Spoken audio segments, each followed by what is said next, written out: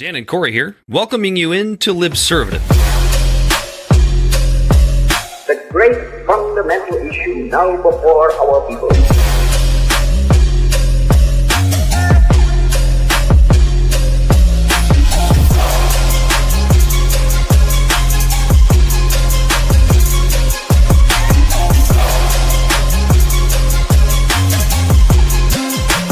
We, the people, cannot turn back. Yeah, welcome in to another rousing rendition of Libservative, intellectual idiots fostering political and cultural literacy, and the world's smartest internet show. Bell the Body Snatcher on the ones and twos, and he, as always, is Corey Walsh. And he's Dan Griffin.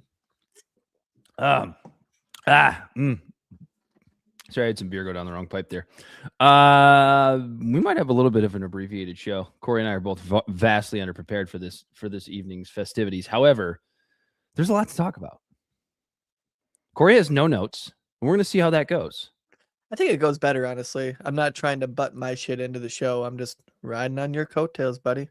I'm just bending you over and riding on you like a saddle, like a horse.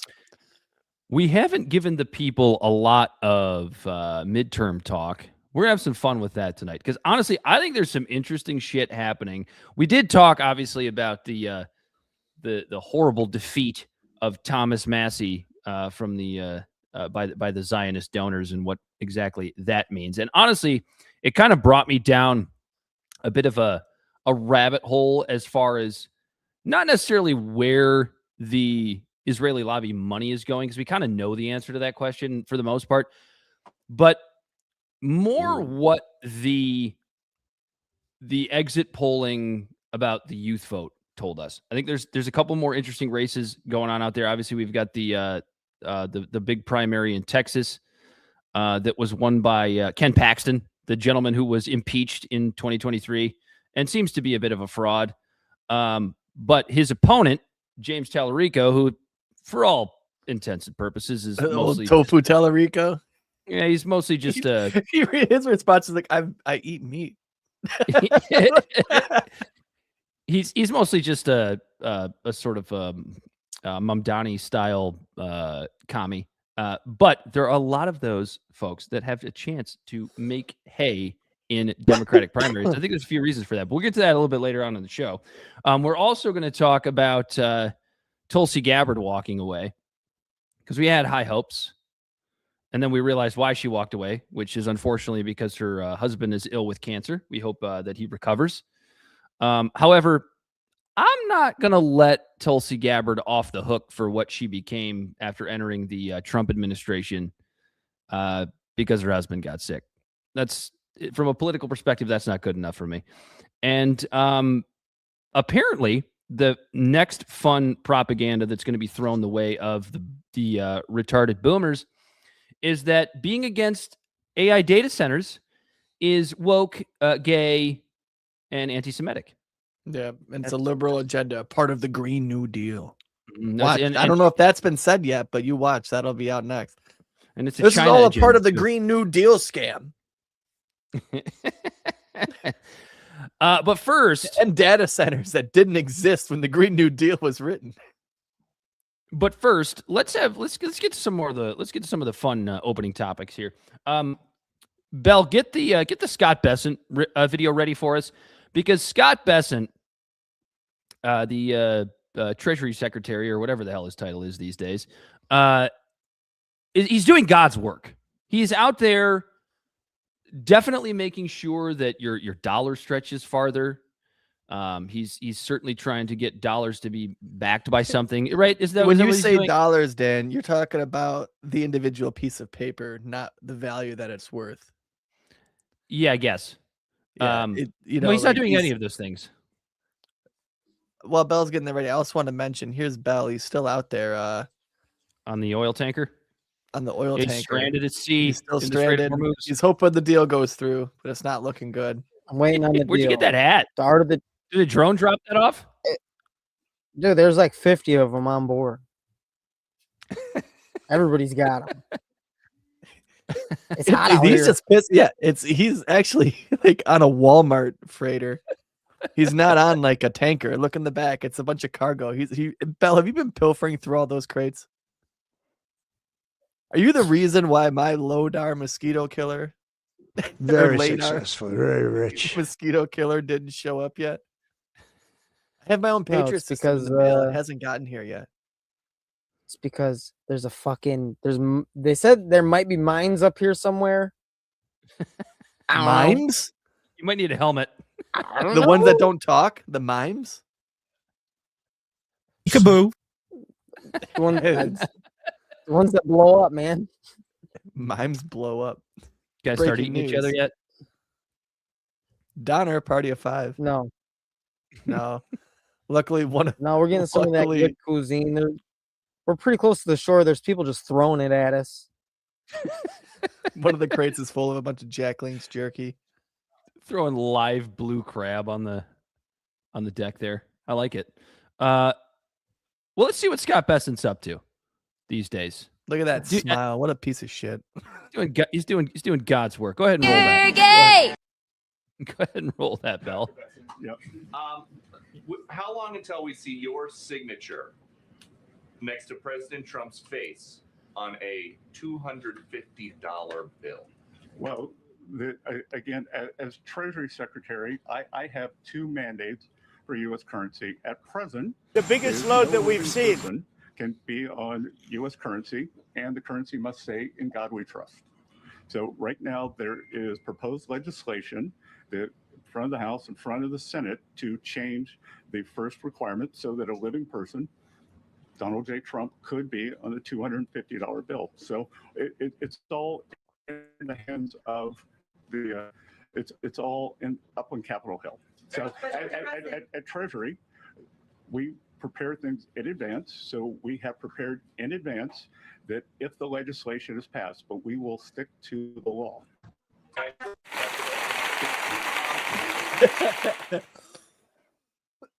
Well, I'm happy that Scott Bessent is prepared for the law to be changed and At for least Trump's they're face. sticking to the trivial laws, Dan. Yeah, and Trump's face is prepared to go on a $250 bill, which, as we were talking about pre-show, Corey, is something we may actually need because your dollar's been devalued to the point where that $250 bill is going to be worth like $50 today inside of like the next decade. So we are going to need higher denominational bills very, very soon. I like this move from Scott Bessent.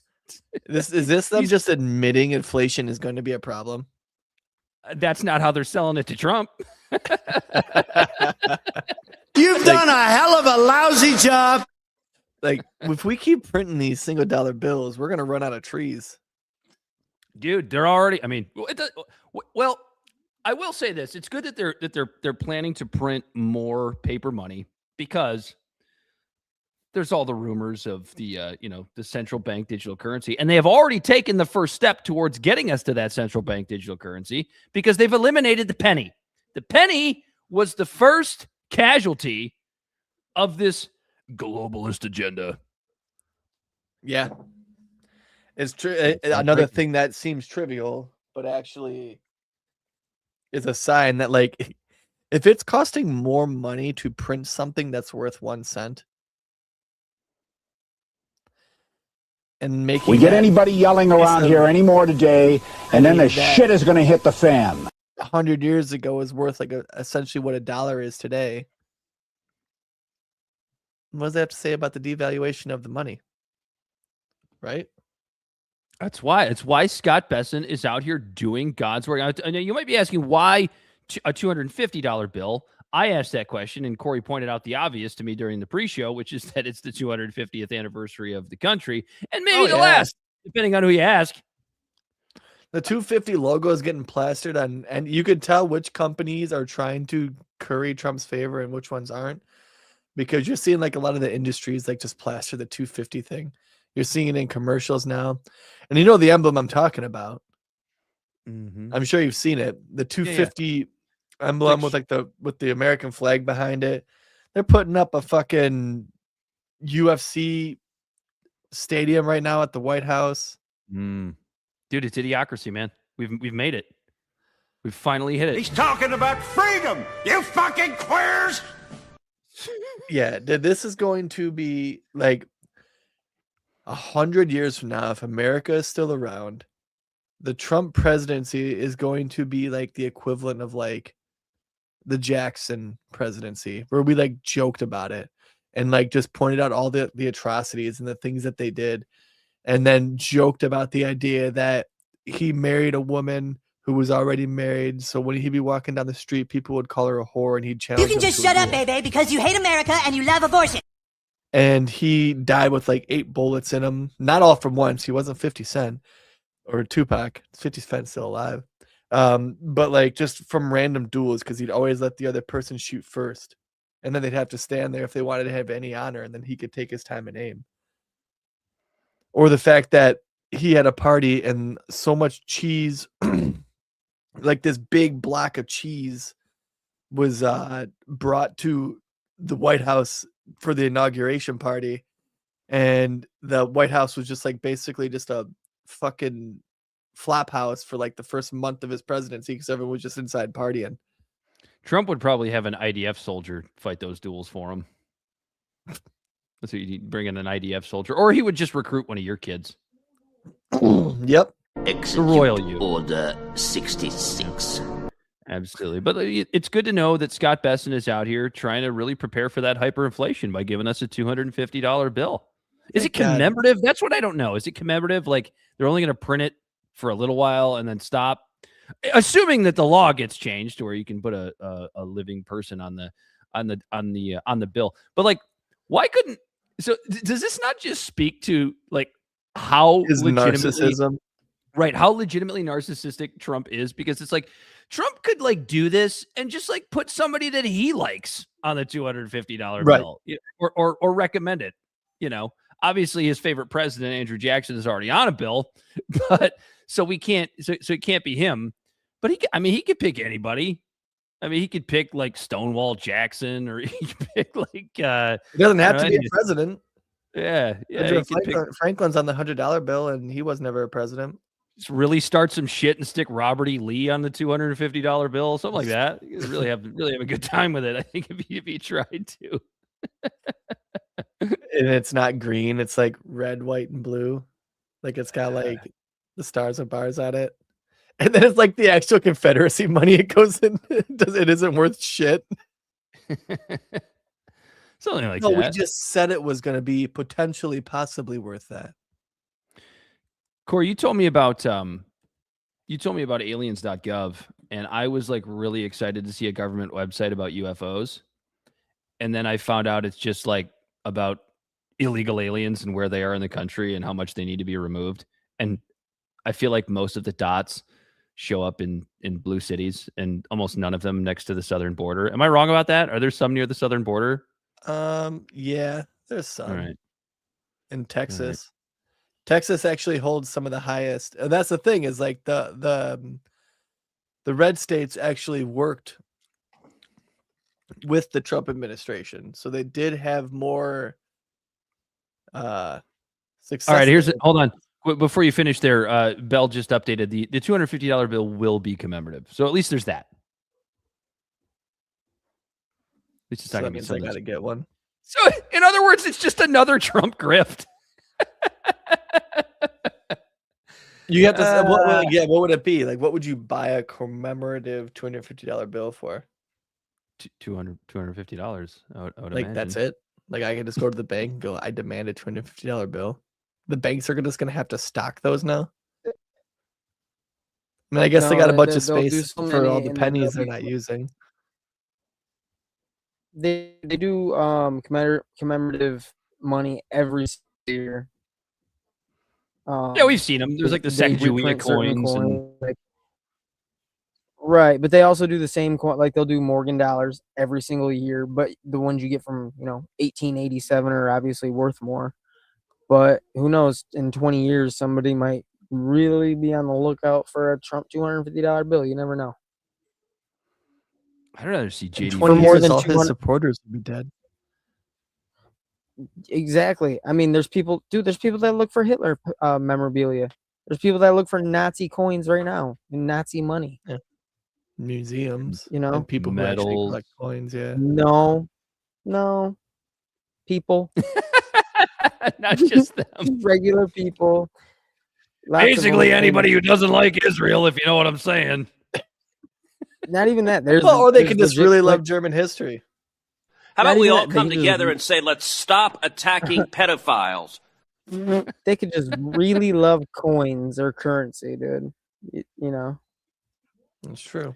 it is what it is. They can want it. You think That's coin true. I collectors- used to you have think I coin- used to you have think- a Japanese flag made out of rice fabric. That's racist. That's It was. cultural I mean, it was appropriation. from World War II. My grandpa killed that man and took his flag. Like Cotton Hill from King of the Hill. I killed 50. Yeah, I killed 50 men. Oh man, I'm glad it's going to be around though. What the hell did we move on to? Oh, we moved on to aliens.gov. Yeah, it's not about UFOs, guys. Don't waste your time. That's all I had. I don't know if you wanted to add anything to that. I wonder it gives you a total. Nobody can agree on what the total is. 3,129,820 encounters, actually. It doesn't, and it just constantly ticks up like our U.S. debt. Trump also said to for people to just stop applying for green cards. There's no more. We're not going to give any more of those out. We'll give out H-1Bs. Oh, I can report suspicious aliens with the Oh. ice line. Oh, that could be fun. I'm trying to Dan- decide if I want to give Dan Bell just a Bongino is- rough day. Dan Bongino with that. Well, he's stuck out in the Strait of Hormuz, so you can't do anything about that right now. But Dan Bongino is probably on there every day, just like reporting a neighbor just for being like a little bit browner than him, because he's a little bit brown for like a white dude. God, I could never fucking do that.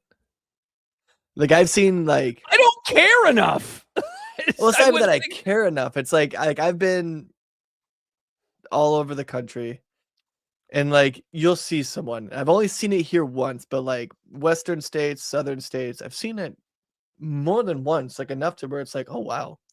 But you'll see someone who Fucking does look Jack- Hispanic. Or he's fucking Jack Kerouac over here. It looks like The someone more white who's- they are, Yeah, no, it just looks like someone who looks like Hispanic, and they usually just have a backpack, and their clothes just look fucking dirty, and they could just be a homeless person who's Hispanic, because like, but they look kind of out of place. Like a homeless person usually kind of blends in, but even if they were or not, I look at them and go, damn, that looks like that might be like an alien or a migrant, you know. And people are getting attacked. I just think, good luck. Keep your head on a swivel. And I go on about my day. I just cannot imagine being someone like, what do they think they're going to get out of it? A pat on the head? Oh, you're a true patriot. You ratted out someone who was looking for the life that you have. Yeah, that's how this country was founded. It's just only- wild. There was a point, like, and I guess it's I only because, like, thought- I know that, like, the history of Irish people, even, like, the history of Italian people, the history of a lot of people who are considered white now, like, were looked at like that at one point. And it's like, dude, like, if I was born 100 years ago, 120 years ago, like, that'd be me. Someone would be looking at me side-eyed. You There'd trust be your mother every night restaurants, to fix your stores, hot pockets and make and sure your things like Game that Boy that is would turned have on. signs that say help wanted, no Irish, no blacks. You know, that's like, why I only call ice on pale people. Just call ice on the ginger down the street. Whose family's been here for fucking 100 years. I just have a hunch. I mean, look at Canelo Alvarez. There's some ginger Hispanic folks out there. There's Light-skinned also ginger Hispanic. and never Arabic know. people. Yeah, there's I would feel bad if I did that. I would feel bad, but like, yeah, no, fuck that. I would never You do know? that. Those are people who would be calling like the guy. they're the ones that are really loving Israel right now, but would be calling the government about the main ethnic majority of Israel in Germany in 1940. Yeah, Just I'm talking about fucking the people sheep, that man, ride just around fucking with Confederate lemmings. flags on their Those truck. people, yeah, those people. No, I don't even feel like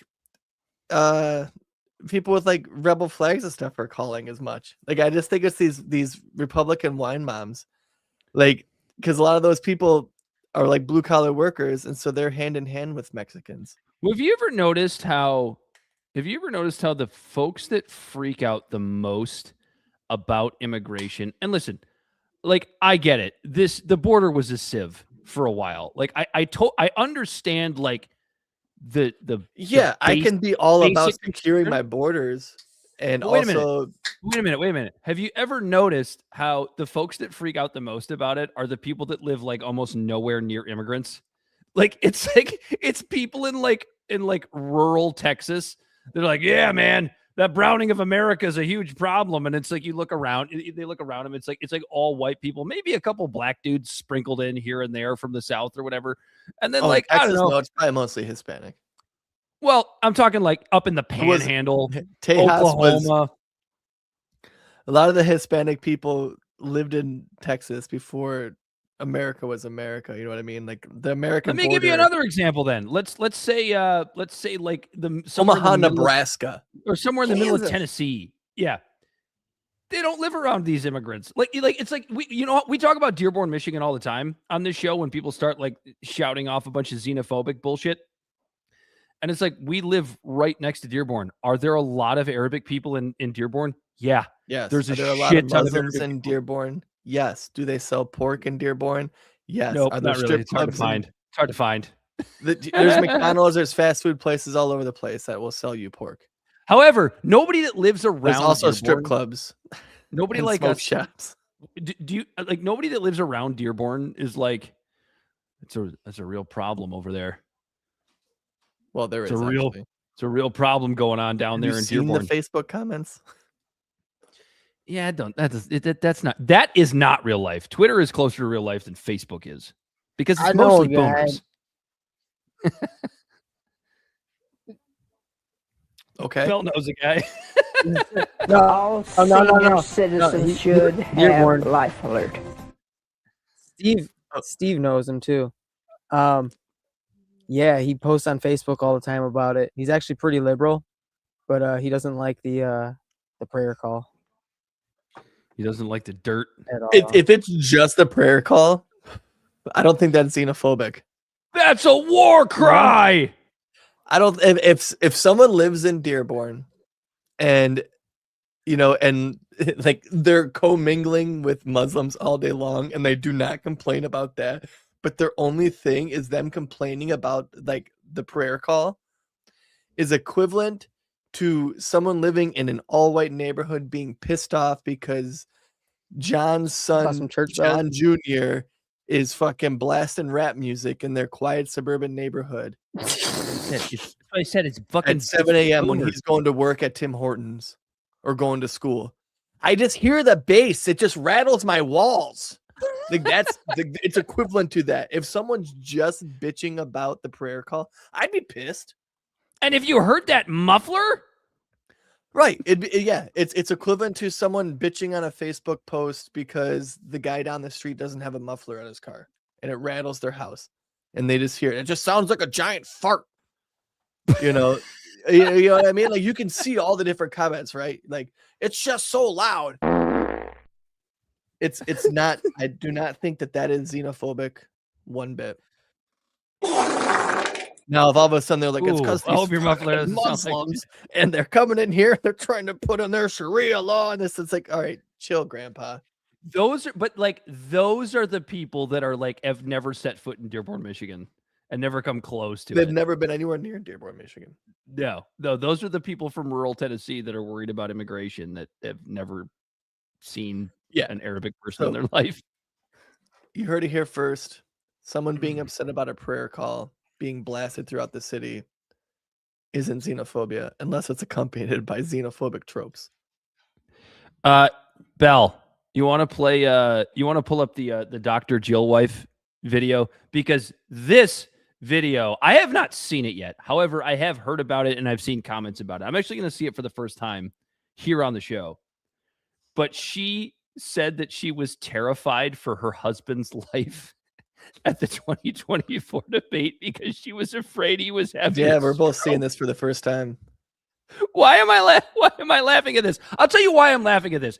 Because if that's what she's about to say in this video, it just proves my point that she is an absolute monster of a human being to put her husband through this shit instead of just being a good spouse, being a good partner, being like, Joe, I think maybe it's time to hang it up. Because she held on as long as anybody else did. Go ahead and roll it, Belle. This is some pretty good white stripes. I'm Christine Frizzell in Washington, where new light is being shed on the perspective from inside the White House in the weeks before Joe Biden dropped out of the presidential race. Former First Lady Jill Biden has revealed what she actually thought after watching her husband's first debate against President Donald Trump in 2024, as Biden himself has filed a lawsuit. Does Broad have a bit of a five head?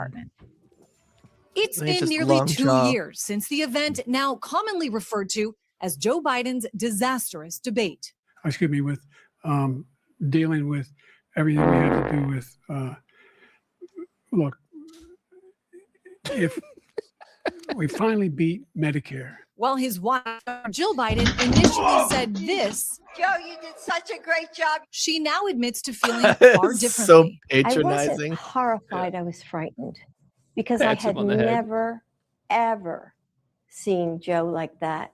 What happened? I don't know what happened. Ew, I mean, gross. as I watched it, I thought, oh my God, he's having a stroke. The cognitive health of the 46th president took center stage of the 2024 presidential election, which 3 weeks later, Biden dropped out of. A 2023 investigation into Biden's handling of classified documents conducted by special counsel Robert Hur found no criminal wrongdoing, but characterized Biden as, quote, a sympathetic with a poor memory. I had to consider the president's memory and overall mental state and how a jury likely would perceive his memory and mental state in a criminal trial. The Justice Department last year releasing that audio, recently announcing it would also release audio from recorded interviews Biden did with his ghostwriter while out of office. Ew, gross. Memoir, which the Justice Department obtained as part of the special counsel investigation. President Biden now suing the DOJ to block the release of, quote, President Biden's private information. Information the department has long maintained is exempt from disclosure under the Freedom of Information Act. I think for a former president of the United States or for a vice president to say that they have conversations with a ghostwriter and they're private, I think that's an uphill legal battle. Congress has broad leeway to ask for, recordings or things that they want to ask about. Many more of Jill Biden's thoughts from her time as First Lady will be laid bare in her new book, View from the East Wing. Oh, I can't wait to buy that one. Oh my I'm God. Christine Dude, I think Frizzell this just reporting. adds to this just adds to her being a fucking monster. Yeah, she goes She up. sat there pretending because Biden was still cognizant enough. Yeah, that's not a word, that but yeah. She was, what'd you say? That's not a word, but yeah. Cognitive? Oh, I thought you said Cognizant? cognitant. No, cognitive enough. Cognizant. Maybe I did say it like combining. Or as Joe cognizant. Scarborough would say, cogent. Right. That she just kept it moving along, but then now that his brain is probably such Swiss cheese that she goes, fucking might as well It's just bullshit. release a book before he dies. Well, it's still prominent. Yeah, she goes on CBS Sunday morning to talk about how she was so afraid that her husband was having a stroke during the debate. Then she comes out and pats him on the head and said, "You did such a good job, Joe." You did such a good job, Joe. Did you remember when we saw that live and we were like, what the fuck? My jaw was on the floor that entire debate. Yep. Like, I expected it to be bad, but I don't think anybody expected it to be that bad. But then she goes on this show, talk about how she feared for her husband's life during the middle of this debate. And then you find out, oh, by the way, she's selling a book. Go fuck yourself, bitch. Yeah, it was so bad, dude. Like let's look back at that. Biden's presidency and the ensuing shit show of a campaign by his vice president led us to a majority of Americans go, fuck it, I guess we'll give the orange guy another shot. I guess we'll give the orange guy another shot. How much worse can it be? And we're finding out that it can in fact be worse. Slowly but surely, we are finding out. What a performance by Dr. Jill Wife, though. I mean, honestly, can we get a round of applause? Yes, for Dr. Jill Wife. What do you think what Biden's doing now? My 67 Corvette. he's just out there just rubbing it. Like he thinks he's waxing it, but he's really out there still. He's still out there on the campaign trail. So if you have a problem figuring out whether you're for me or Trump, then you ain't black. Dude, that guy's sucking on an ice cream cone somewhere. Not licking it, sucking on it. You're right. He's sucking on it. I got his whole mouth is around it. He can't feel his mouth anymore. Yeah, go to church. Find Jesus. Kamala's got some advice for Dr. Jill Wife right now, actually. They insult us in an attempt to gaslight us, and we will not stand for it. God, that voice. We have to stay woke. Meanwhile, Chuck Schumer's in the back. Go Bills. Go Bills. Oh man. Well, good job, Dr. Jill Wife. I hope your book does terribly and nobody buys it. The book. I got the synopsis of the book. Donald Trump is a bad guy. He's a bad person. Yeah, that's probably a big chunk of it. I think it's a very rude introduction. Peter Thiel is fleeing for Argentina, allegedly. Oh Lord! Yeah, he's been spotted in Buenos Aires a few times, saying that he's temporarily relocating to Argentina because he just doesn't like the direction that the country is going. We all know what that means. It's the fact that everybody is recognizing what terrible, genocidal, maniacal government Israel has, and he doesn't really like that. But I will say this. I think it's the perfect place. I think it's the perfect place for Peter Thiel and the alleged 300,000 Israeli nationals that are going to be relocating to Argentina, because it seems to be the place where a lot of Nazis go when they've been busted for their terrible, horrible crimes. So I think it's absolutely the right move for Peter Thiel. Go fuck yourself and good riddance. Bye-bye. Bye-bye now. Adios. Yeah.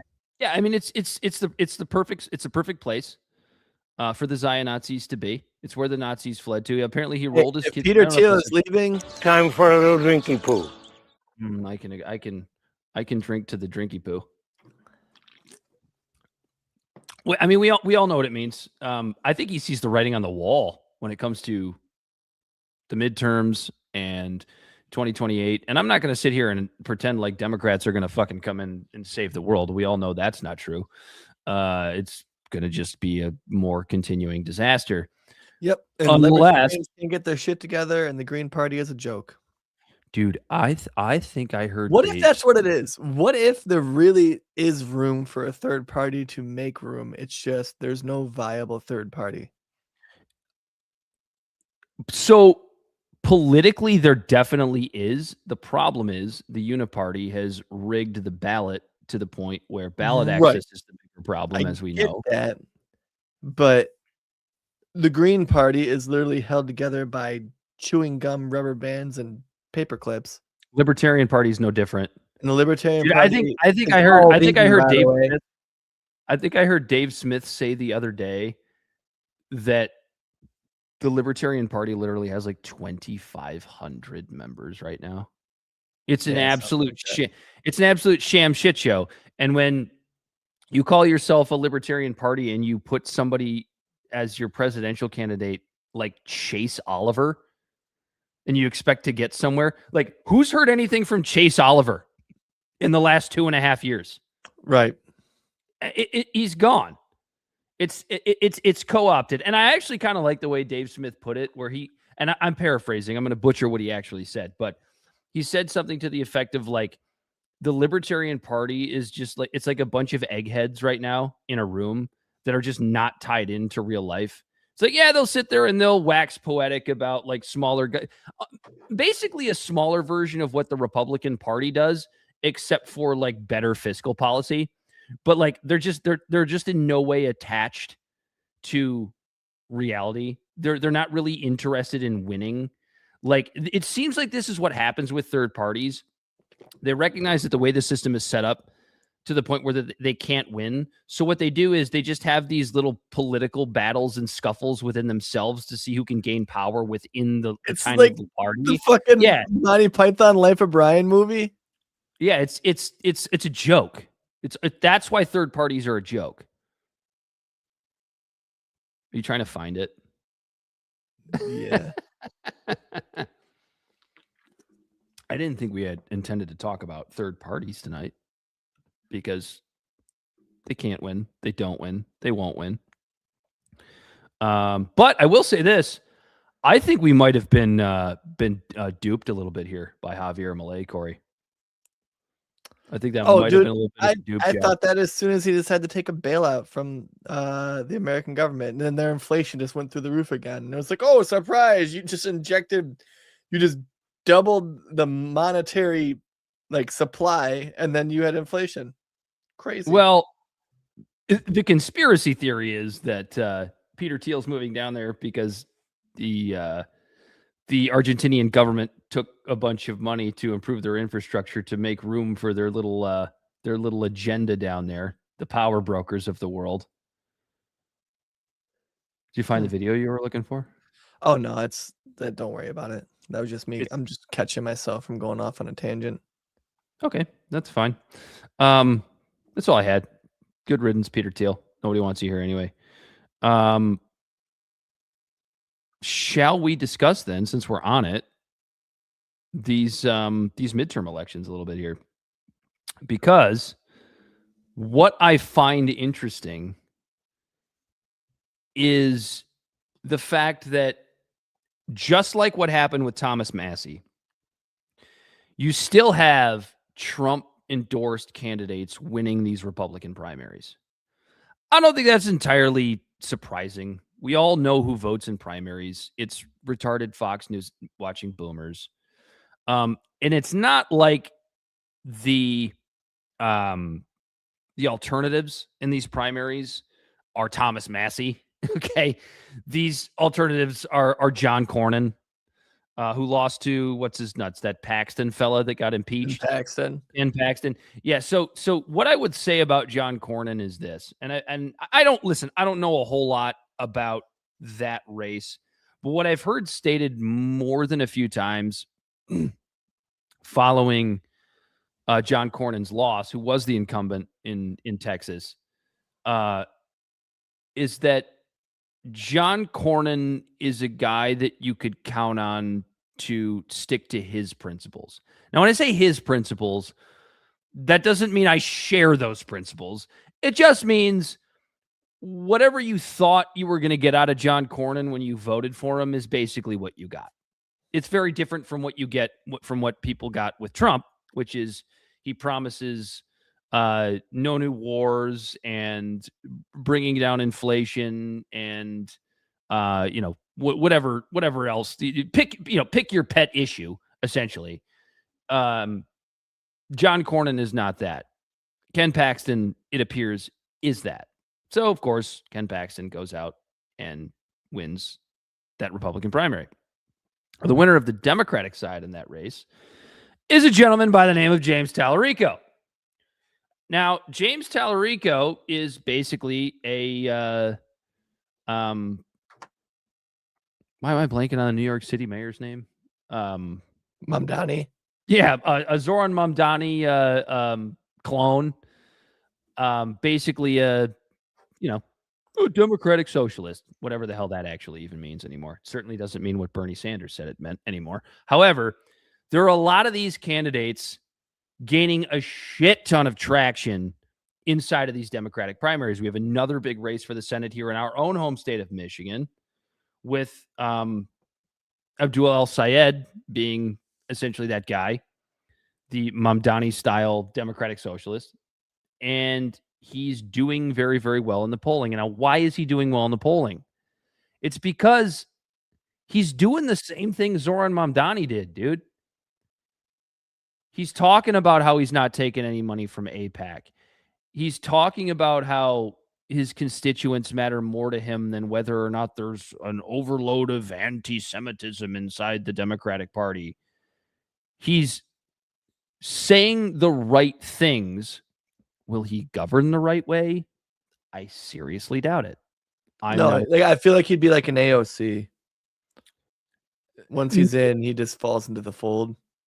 That could be, and even if he's not, he'll just, he'll fall further to the sort of what's the word I'm looking for? The progressive left. Now, here's the thing. Democrats in the position that we don't. I wouldn't say we would have. I don't even say we have a progressive left. We are such a fucking privileged country that even when it's like an absolute shit show here, the progressive left is still trenched in identity politics. Right. So what Zoran Mamdani did and what Abdul al-Sayed is doing is that they're really leaning into the more populist side of the progressive movement. Would you agree with that? Yeah, I would. That's what got Zoran Mamdani the victory. Like, it is something like I've said. If I've said it once, I've said it 1,000 times. I don't think Mamdani is going to do good things for New York. He's already lying to his constituents. He's already saying that he balanced the budget when he got, a multi-million-dollar bailout from Albany, and basically fix the Excel spreadsheet, because he's not a stupid guy, but fix the Excel spreadsheet to the point where it stopped screaming at him. A kick the can down the road type of situation. We'll see where it goes. I don't think it's going to be good for New Yorkers. However, Abdul al-Sayed is running on the same type of platform, and he has a real chance to beat Haley Stevens and what's the other dumb broad's name? Jocelyn Benson. No, Jocelyn. No, she's running for Senate, right? She's running for governor. Okay. What the hell is that broad's name? Oh, Sayed's running for Senate? No. Yeah, Mallory McMorrow. So Haley Stevens is obviously the sort of AIPAC-driven, normie Democrat candidate.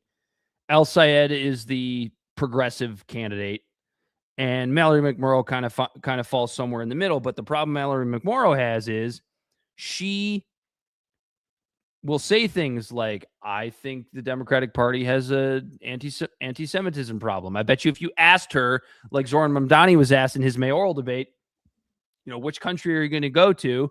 I think she might say Israel.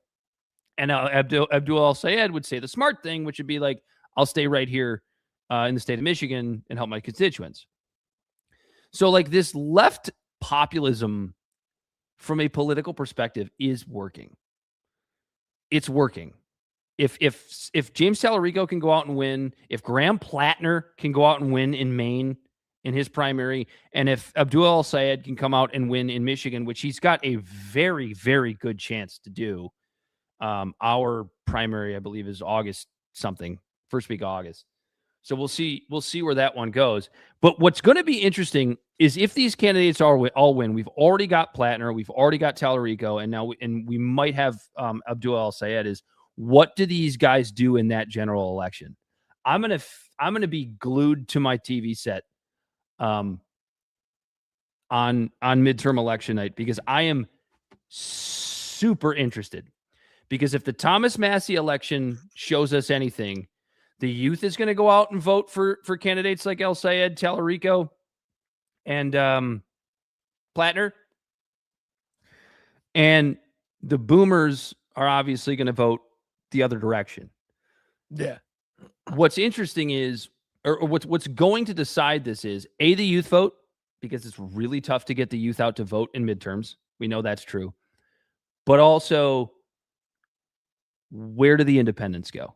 Because Trump is dying when it comes to independents. Mm-hmm. So how are you going to get independents to get out and vote for the candidates that he backed. And by the way, you have Donald Trump was it today or yesterday, essentially saying, I don't care about the midterms. And to be honest, why should he?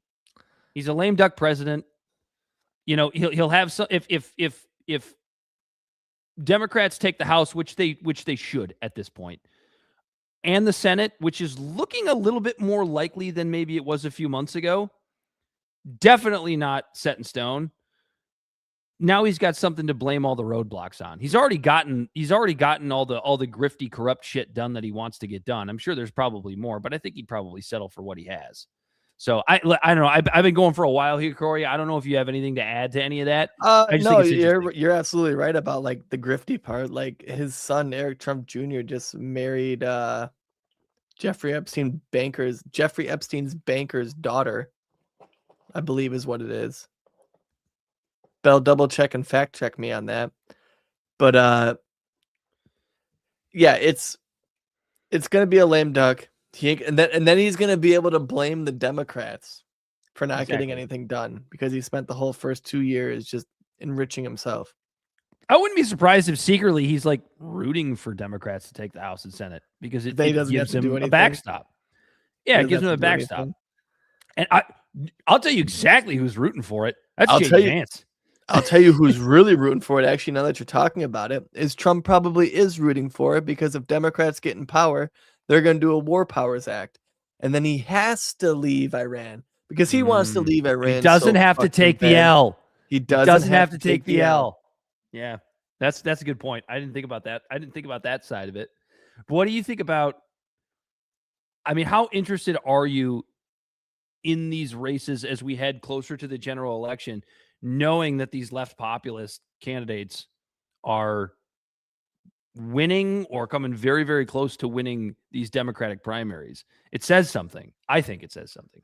It says that it says the exact same message as to why Trump won. People in America are so desperate for change that they're willing to do whatever it takes because the Republicans are at fault for this. The capitalistic system that's marketed that we have isn't what we have here at all. We do not have a free market system. We do not have a capitalistic system. We have. That's why we might get one though. That's why Peter Thiel fled to Argentina. Right. We have socialism in all the wrong ways. Socialism that doesn't help the American people, and it helps fucking big corporations and rich politicians themselves and all that shit. Maybe we should do a show that night. We should do a show on midterm election night. What day is that? We should. I don't know, it's always November. It's always the first Tuesday in November. So whatever the first Tuesday in November is, I might be in Freedom, Florida that week. In fact, I will be. So we can have a good time. Perfect. We might have to move our show to Wednesdays or Tuesdays because they do music in the park here on Thursdays in my city. But that's Radio for Two, so we'll talk about that. Oh, you're out there playing the bongos nude. I'm not playing. My kid just likes to get down. So they are playing the bongos nude because they're all pedos. No, it's Sterling Heights. How about we all come together and say, let's stop attacking pedophiles? It's not. We're trying, Ted Cruz. It's not Washington, D.C. Oh! Hey! Ho, ho, ho, ho. Speaking of Trump not being able to take the L, Corey, that was actually a decent segue that took us a while to get to. But from the time we signed off of this show last week until today, there was an imminent deal with Iran. There was allegedly another attempt on Trump's life. Netanyahu tweets that he was happy about Trump's safety. And that was all between Thursday evening when we signed off last week and Sunday afternoon. Mm-hmm. By Monday, Trump orders renewed strikes on Iran at Netanyahu's and Ben-Gvir's urging. Ben-Gvir also going on, also doing a press conference saying that it's the deal with Iran was not good for Israel, so they will not allow it. You know, again, kind of saying the quiet part out loud. Just like how AIPAC made that tweet that they ended up deleting. Did they end up deleting that tweet? The one that says like we sometimes get our way or whatever. Oh, well, are you talking about the one we showed last week on the show? Because I have a screenshot of that bitch. The internet. Nope, that's still there. But they did tweet one, and everyone's saying it was tweeted and then deleted. And when I looked, I couldn't find it. But it was something about getting their way or something like that. Let's see if I can find it. I mean, you don't really need to because, like, I believe you. And I think most of our listeners do as well. But anyway, there's this wonderful Iran deal. It was ready to go through, and it seems like every time Trump not only says that there's a deal coming through, but you actually kind of get the feeling coming out of the administration that it's real. Give it 48 hours and it's been sabotaged somehow. Mm-hmm. Give it 48 hours and there's more bombing, there's more death.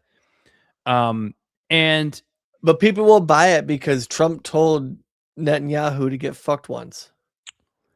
Yeah, that didn't last very long, did it? No.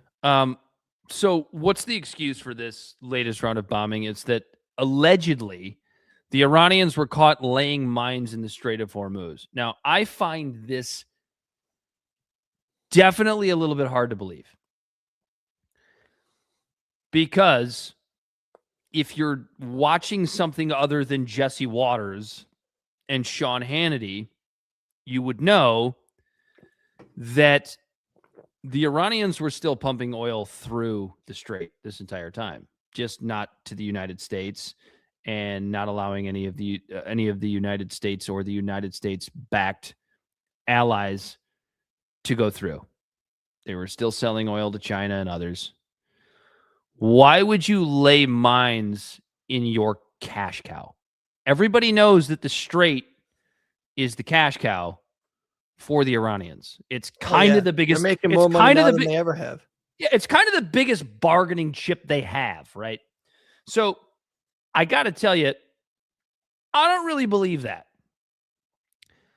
2 days before that, there was an imminent deal. It was ready to go through. Iran's been allowing ships through to basically anybody who's willing to pay that isn't one of the IRGC nations or the United States.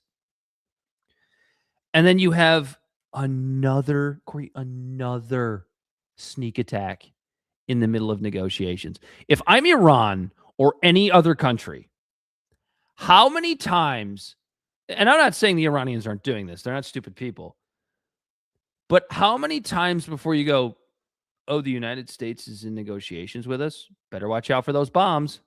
Right. Because they're coming. They're coming from one direction or another. What is it? Is this the fourth time? Yeah. This is the fourth time that in the middle of negotiations, and particularly when you're getting towards a quote-unquote imminent deal, all of a sudden, bombs start flying again. Right. And then, and then here's the thing, right? Is like, there's going to be a swath of Americans that buy that. It was a defensive strike. They had to. Like, yeah, but do you think that the Iranians are going to buy that? Well, not to mention, I hate the term it's strike because it's an oxymoron. It doesn't. It's an offensive strike. That's what strike is by definition. Yeah, there's such thing as a defensive strike. It's an offensive strike. Yeah, if you're striking first, that's offensive, and it's offensive. By the way. And so, like, that kind of ties us back in. Good wordplay, Dan. Yeah. You see what I did there? Yeah. Yeah, go to church. Find Jesus.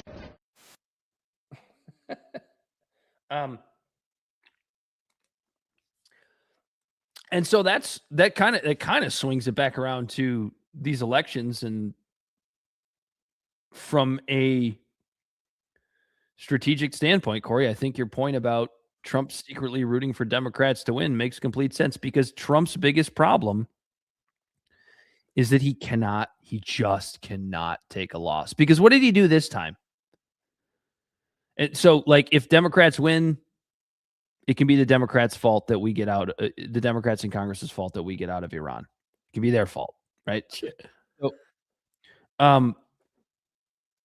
So what did he do this time? First, the reason everybody thought that this latest quote unquote imminent deal was like maybe a real thing was the way that Trump worded it.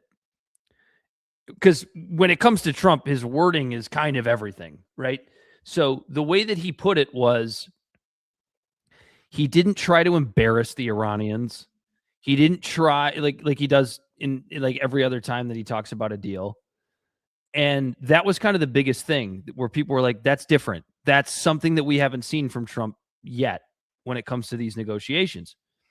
And so 2 days later, all of a sudden, well, now everybody's got to join the Abraham Accords. And even the IRGC countries are like, yeah, dude, we're not doing that. Right. You know what I mean, yeah, you're going to get the Iranians to join the Abraham Accords. Like, you had a deal, but you had to like really get some sort of weird win for yourself. And I kind of understand why he did it based on what we know about how the Israelis feel about this war ending. If I can get the Iranians and the IRGC countries to join the Abraham Accords, that gives something pretty big to Israel over here on the side, right? So I kind of get it, but also, dude, that's not going to fly. No, it's the same type of shit as like just pork fat being added to like domestic bills here, where it's like, we're going to make a bill to where people aren't allowed to trade, do insider trading anymore. And everyone's like, yeah. And then they add a million other bills like into it. And then everyone's like, oh, why did you not vote for this? Why didn't you go for this? It's because you're trying to make the whole Middle East like Trump started this war. And then in the midst of doing so, he made Iran like basically like the fourth global power in the world. Mm-hmm. And now to end that war, he is going to in turn to try to make Israel the fourth global power by the Abraham Accords with their right to exist and all this shit. Like, no, like the playing cards are in Iran's hands. That's why it's a stupid war to get into. Mm-hmm. You're not gonna. I do have actual audio from Benjamin Netanyahu though, and he talked to Trump on the phone. I've never had such a great assistant. I'm gonna call you the Goy Wonder. That's what he says to Trump. All the time, buddy. All the time. Actually, that's what Miriam Adelson said. In fact, I think Miriam Adelson might sound a little bit more like Krusty the Clown than Benjamin Netanyahu does. Uh-oh. She said, Willow's my favorite Jew is talking about Brando. Or Brandon, I mean Bell. This doofus thinks he's someone with the mic shoved up his ass. What do you have to say for yourself? You're over here talking to a guy who's stuck on the fucking Strait of Hormuz right now. Just trying to get out for weeks, you bastard. How do you not have more of a tan? It's because he's Italian. He's always tan. So starting. He's been wearing and I've had this hat on. Go outside, nerd. Get out. Go. I ain't got time to be distracted by your worthless chime-ins. Go on. Let us know if there's any updates, Bell. Yeah. Anyway, it's just another disaster. And like, this was like the first time where I was like, oh man, this Trump might actually find a way out of this. But he just had to not only kowtow to the Israelis one more time, but also the dude just doesn't know how to take a loss. He just and that goes back to why I think that he's secretly rooting for the Democrats to win, because then they'll enact the War Powers Act, and he'll be like, "Oh, dang it! I guess I have to come home." It's these radical left Democrats. Sorry, BB, there's nothing I can do for you. You're gonna have to pound my ass harder next time. Shut up, bitch! It's actual audio from Bibi Netanyahu. Sounds weirdly like in Rock. the Oval Weird. Office talking to Trump. And then Trump's responding this way. Yes.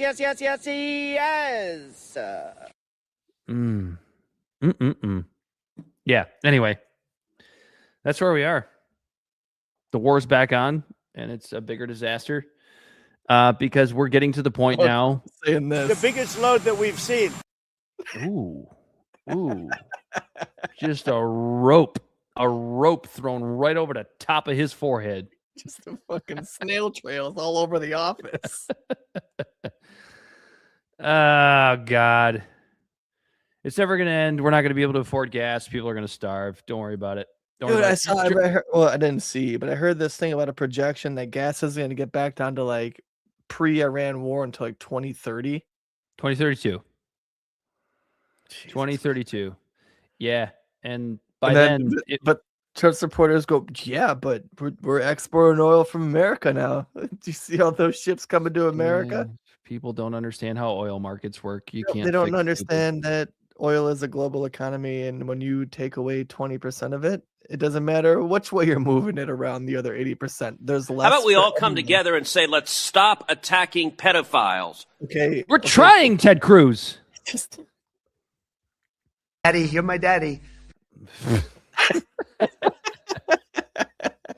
There you go. That's what Trump is saying to BB. That's exactly right. Do you have anything else you want to add about the Iran war other than we're all going to starve and Dude, not be able to so afford gas? it's kind of Iran war adjacent, but have you seen what's happening to the IDF in Lebanon? They're getting Are they Russian. getting Yeah, they're getting Russianed. Like they're Ukrained. Like it's just drone war there. It's just the fiber optic drones with that long spool that's like 5 kilometers long or 25 kilometers long of a fiber optic cable attached to a drone that can't be hacked. And they're just flying. Like, Bell, look these numbers up real quick. I don't think that the IDF has lost a lot of soldiers. I think it's like around, it might be like around like 800 or something, but I think it's still in the 3 digits. But they've lost like 140 vehicles. And there's just footage after footage after footage of these people there just getting creamed and clobbered. Like it's just it's almost like drones, like when it comes to conventional warfare, are just completely nixing a $1.5 trillion budget that is being proposed in our government right now, where we're not raising taxes for it, so we're just going to print more money, and then we're going to be like, oh, there's inflation. Luckily, we got these $250 bills that you can use to fill up your gas tank. Well, it was I all think it was all those vehicles. I was gonna say it was all those vehicles you mentioned plus 21 Merkava main battle tanks in a single day. Just from drones. Just from It's drones. nasty, dude. War is completely different now. You go look up pictures of Ukraine, all like in the cities and like in different areas. It just looks like fishing wire, just all over Well, everywhere.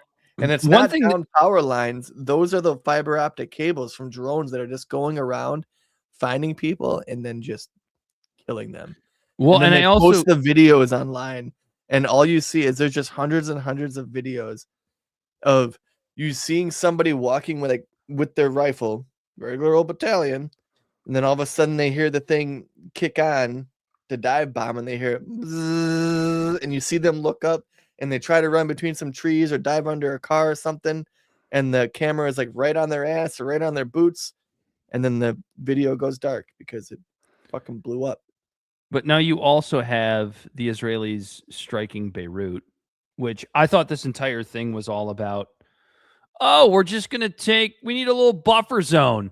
We need a little buffer zone in southern Lebanon to protect our right to exist or some bullshit. And yeah, that's what the Nazis did.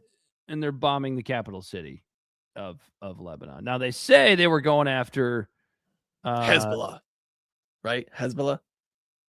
Hold on. What was it? It was Hezbollah leaders.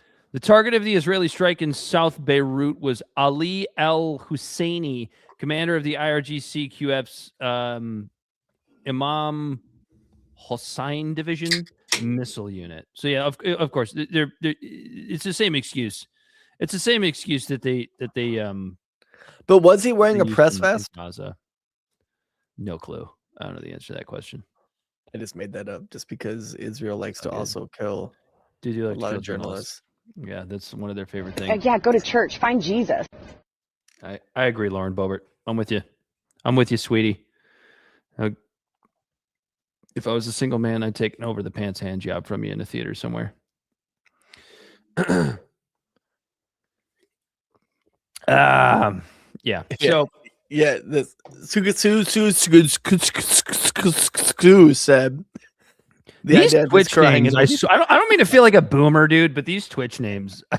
These names just don't make sense. I can't even pronounce that. No, this name looks like a frustration. Like this guy probably picked he probably had 4 or 5 cool ass names. He's like, oh yeah, I'm gonna use that, and then it just says username taken.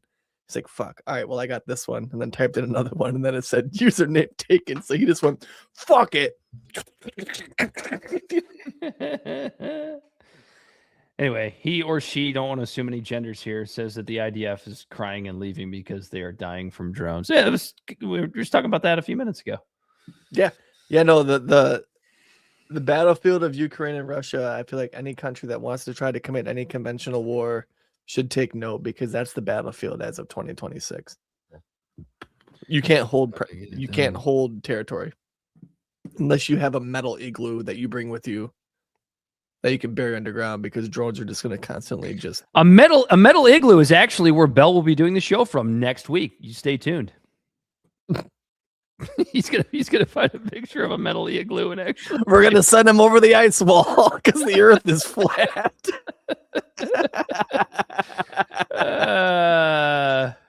Because we're out of here. Peter Thiel's going to Argentina. We're going to Antarctica. Yeah, it's gonna be. I mean, the winters will be cold, but yeah. Maybe if they let me out of the Straits of Hormuz, I can make my way there. I don't know. There's enough. It's just him on that ship, by the way. There's no one else on that ship. You're sitting there with a ton of shipping containers. You could probably make a metal igloo. There's probably a blowtorch in there somewhere and just some tools. It's all Temu. It's all Temu deliveries. This is why the Temu deliveries take 8 weeks. They're mostly full of exotic animals that I've been eating. Oh, that. So what we need to do is and bald eagle eggs. What I was going to say is what we need to do is send RFK Jr. out there to help you out, just in case any rattlesnakes come around. Did you see that video? I did. I feel like at this point it's got to be first off, his wife is an actress, and those are all plants. This has got to be because he just wrangled 2 snakes on Dr. Oz's patio a week ago, and now he's catching rattlesnakes. I mean, he definitely looked like he knew what he was doing. My ass, after this last weekend, as much as I thought that I could handle animals, after this weekend, I ain't no Steve Irwin. I mean, I am actually. I would die. What a man Steve Irwin did. I would probably end up taking a stingray kill. It'd be one of 7 people in the last 100 years. Because I got attacked by a bird. I got stung by a bee. But he forgot to bring the pillowcase. He had to have Cheryl go get the pillowcase. Cheryl! I eat up pillowcase. Blanket is a blessing. Do you think they have? They probably have the music really loud in the bedroom so she can't hear his pillow talk or his dirty talk. I mean, it doesn't need to be that loud. Do you like that? No, I don't. And he takes the fat shot drug. I'm surprised we don't have any RFK sound bites. Because they're a little bit brutal to listen to. We'd all just be clicking and going, no, I'm turning it off. Last thing I have tonight, Corey, is Tulsi Gabbard walking away from her job. That's 2 names you mentioned in a row that have just let me national down. Yeah, so as it was coming out late last week, I think probably after we did our last episode, I was sending you guys screenshots about everybody's, there's a lot of talk that Tulsi's going to be walking away from the administration. And Corey and I were both kind of in agreement, like, oh, well, shit, maybe her integrity can possibly be saved here if she does the thing, which is, walk away from an administration that she thought she could be principled in. But then what happens? We find out that she's walking away because her husband is sick with cancer. Now, that's devastating news, of course. I don't wish that on anybody. Don't wish that on you. Don't wish that on Bell. No, I've actually met him. He's actually a pretty cool guy. Like, that's terrible news. Like, I'm sorry. I hope he recovers. I hope he's well, and they live a long and healthy life. But from the political side of this, that's not a good look for Tulsi Gabbard. Because if you had told me that she was walking away on some principle, that she had all buffoonly, that's not a word, that she had all duped us into, she had duped us all into when she got that position, and it didn't pan out that way, if she had pulled a Joe Kent, if you will, I think we would have given Tulsi a round of applause for that. I think it maybe, better late than never type of situation, right? That's a fact. That's not why she walked away. And so for that reason, I am not letting her off the hook for being what appears to be, to me, a bit of a social climber, a bit of getting power by any means necessary, just like most of Trump's cabinet has turned out to be. People compromising their principles. Yep, we sat here on this show and we rooted for RFK. We rooted for Tulsi Gabbard. There were other ones too, but those are obviously the two big ones where we're like, I think Patel in the beginning. No, I was never a fan of Kash Patel. I always knew that was going to be disastrous. Jay Bhattacharya, I think. Jay Bhattacharya, I could still be okay with. As he's the head of HHS, right? One of those, or the CDC guy. I don't know. He's one of those health guys.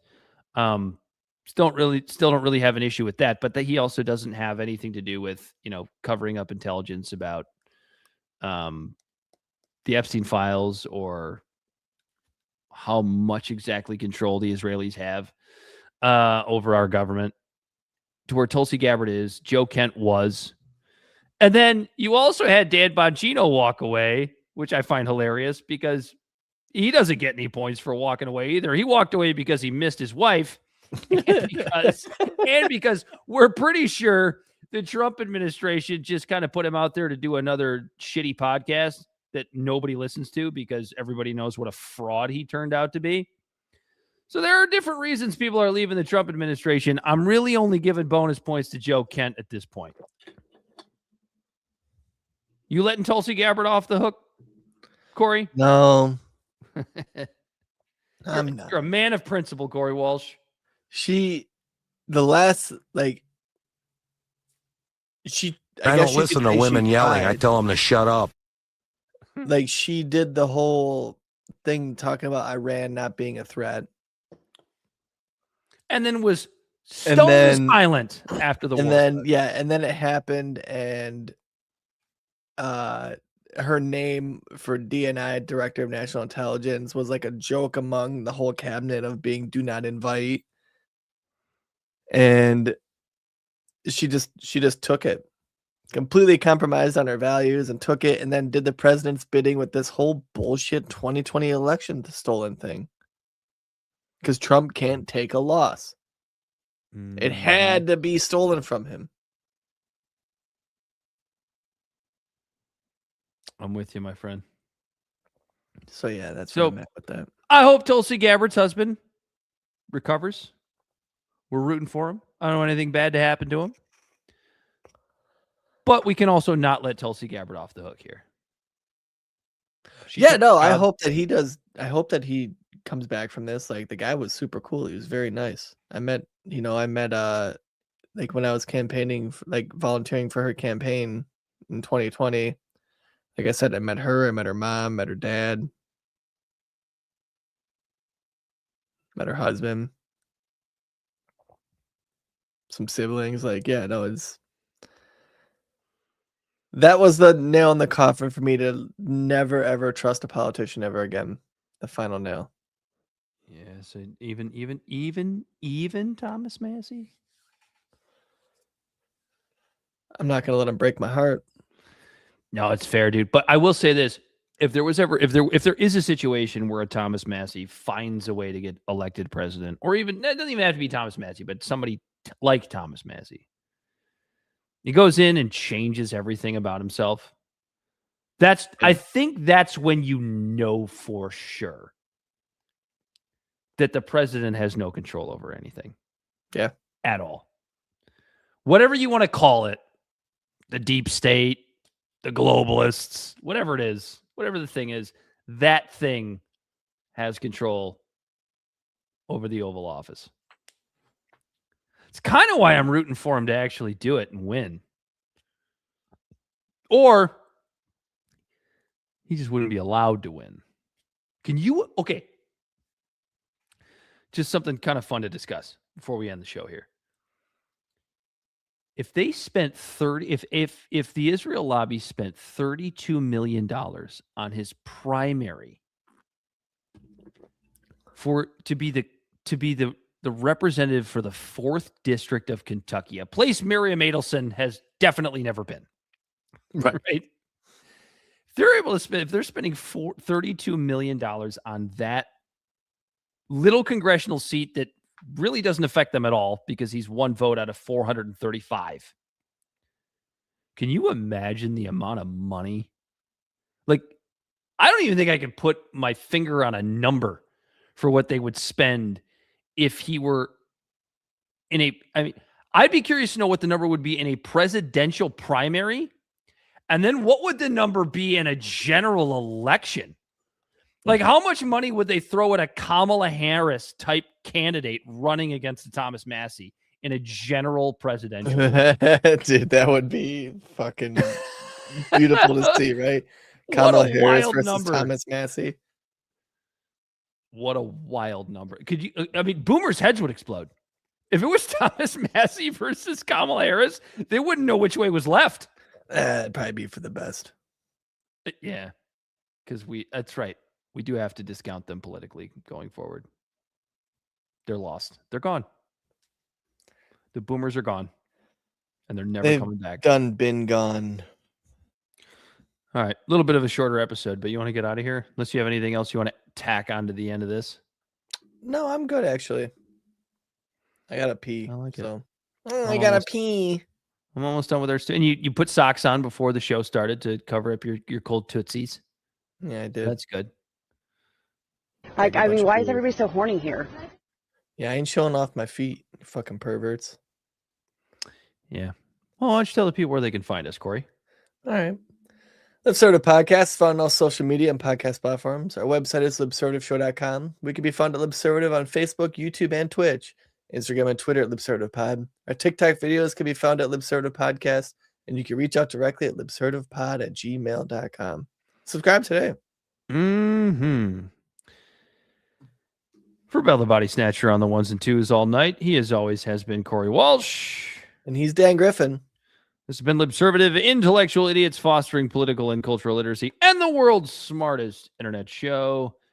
And until next time, we are Daddy, you're my daddy. Peace.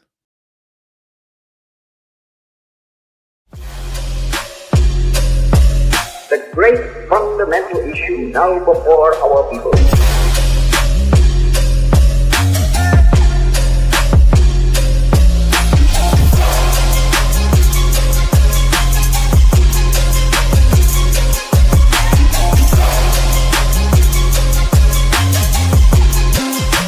We, the people, cannot turn back.